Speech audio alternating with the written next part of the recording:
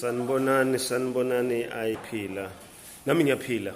Ngifuna ukukhuluma nje ngento encane thina abantu besintu asikaze nje ordinarily sihambe indlela yokuthi siye esibhedlela siyohlala nomama uma ngabe ebeletha.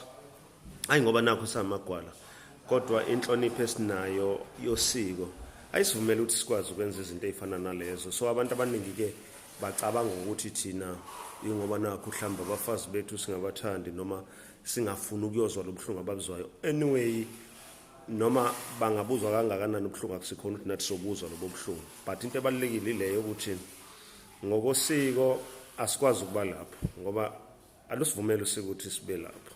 Noma singafisa kangakanani ukuthi sibe lapho kodwa akwenzeki. Okokuqala ukuthi ordinarily uma ngabe umuntu wesifazane ebeletha akuyena wonke umuntu ovumelekile ukuba lapho. Okokuqala lokho. Okwesibili ukuthi ziningi izinto ezenza abantu abafana nezingane bakhazeke noma bangenwe imoya engalungile. That is why namanje kuseyindida kuthina ukuthi umuntu okhulelwe akhombise isisu sakhe obala ngoba mningi imoya engangena interferishe nalento umuntu azoba yiyona uma ngabe unganakile noma uletha nombani empilweni yakhe ngaleso sikhathi wena umletha ngaso. Ngaphandle kwalokho futhi ukuthi siyabahlonipha thina vele abantu besifazane. Ingakho umuntu wesifazane engakwazi ukwenzela ukudla ephuma esibhedlela uma uyindoda yesintu awukwenzi lokho. Uyalinda umzile mhlambe kuphela inyanga ezintathu.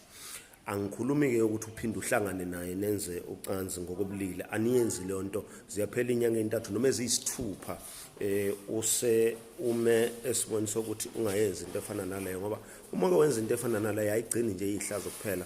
Ngisho ingane iyakhazeka ingabi ingane ezoba namandla nezoqina ngenye indlela awukwazi ukweqa iziko kunomuntu omncane phakathi komuzi. Lonto ayivumelekile ngokwesintu. Kusho ukuthi inhlonipho yethu njengamadoda esintu ibaluleke kakhulu. Kuyenzeka ke manje abantu beqeziko isikhathi singakafiki and abantu abenza lezo zinto benza umkhokha omubi enganeni. In fact bagcina bezalisa umuntu ingane zilamane eduze kugcine kuzalwa lento ekuthiwa zinyemfu. Asiyenzi lonto thina ngokosiko. Asigcini ngokungenzi lonto futhi siphinde omama singavumi ukuthi bahlupheke basilungiselele izinto ezifana nokudla noma ezinye izinto ezenziwayo ngoba uma ngabe senza kanjalo siyabahlukumeza. Therefore siyabantu abahloniphayo. So ordinarily asiyi lapho umuntu wesifazane khona esesimene esifana naleso ngoba siyahlonipha.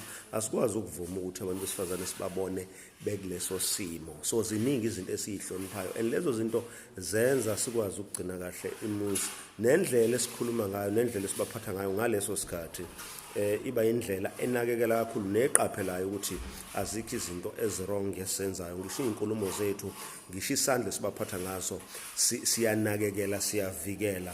Asikwenzi lokho ngoba lokho kwenza umuzi ungabuseki kahle.